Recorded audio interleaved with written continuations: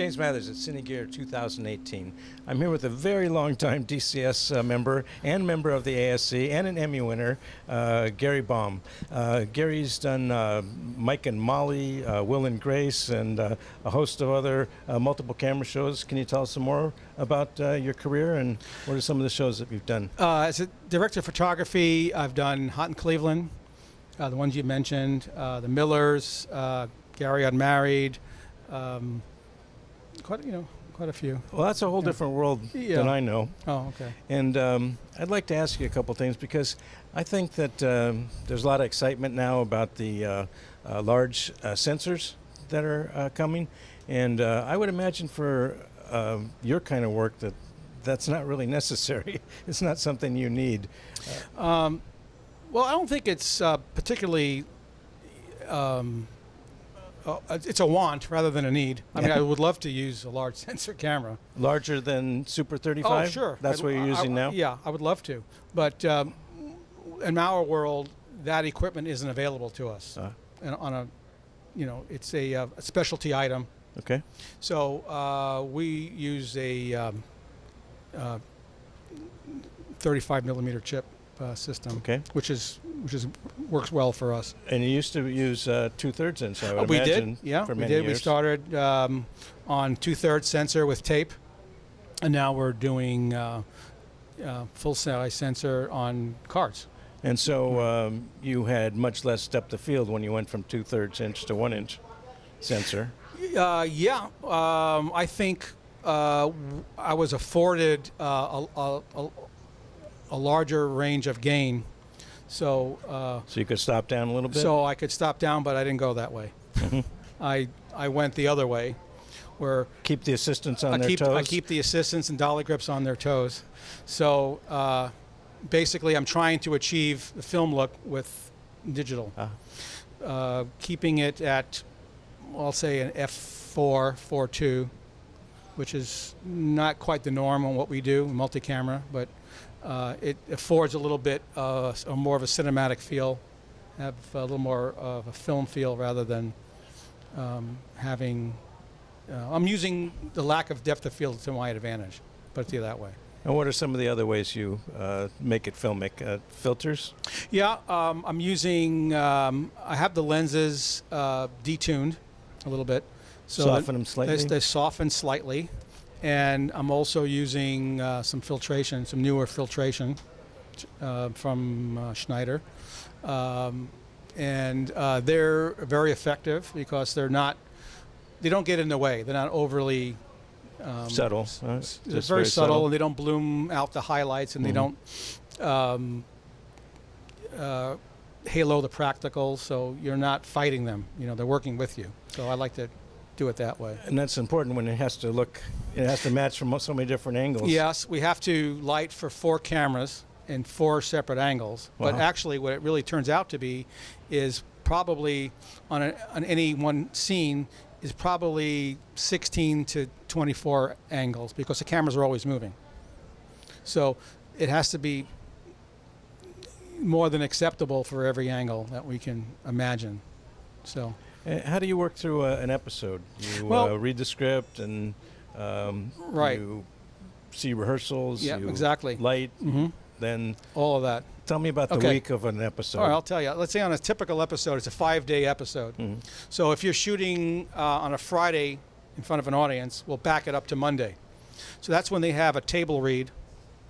When the cast reads the script, and I'll read the script maybe the night before. I'll get the script, and then they usually go into a rehearsal on stage with the sets.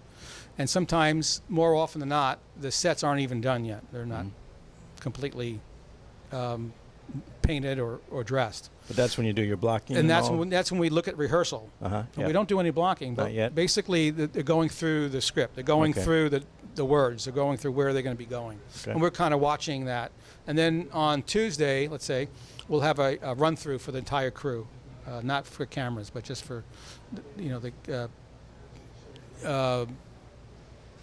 people working on the show. The director of photography, wardrobe, everybody else, and we'll watch and look, and then we'll start to light, basically. And that's the third day? That's now? the second day. Second day Right. still. Okay. And then on a Wednesday, it's the same thing. But now we have a network. The network run through is on a Tuesday, let's say, and then the studio run through was on a Tuesday, and the network run through was on a Wednesday, which is the following day, which is people from the network show up. So that's a little more honed and it's a little more polished, but we're still lighting. But then they have notes. The networks always have notes. Changes. And things change. Yeah. You know what? We've gone from everything's lit, everything's ready to go, till now that set's gone. Or they want to move that set over there because now we have 5 more pages in this set and they want to show it in front of the audience. They don't want to show it on the side, so they want to get the audience involved. So then we'll have to light for that. And then Thursday comes block and shoot day. Basically, the cameras are there, everybody's there, and we start blocking and shooting. You know, re-honing everything and putting the last touches, and then we're pre-shooting certain things. And then you do a dress rehearsal? That you shoot? No. We have a rehearsal, and then we start shooting. Oh, okay. There's not much time to tinker. It's not like a live show then. Well, In front of a studio audience? Well, that's the next day. Yeah. Okay. Yeah. So the block and Getting shoot ahead of day. myself. Yeah, the block and shoot day is basically more or less like a regular show.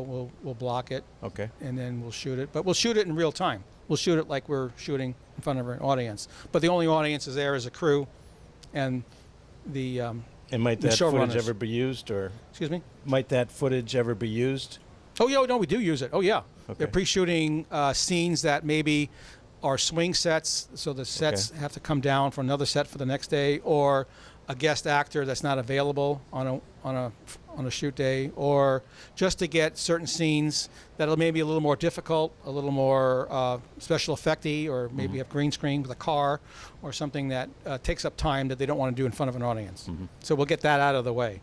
Okay. And then let's say a Friday, which is a shoot day, we'll get in and we'll start rehearsing around noon, go through the whole show, finish tweaking, and then we have a little break, a couple hours for lunch, and then we'll still tweaking, and then at let's say 5 or 6 o'clock, it's showtime.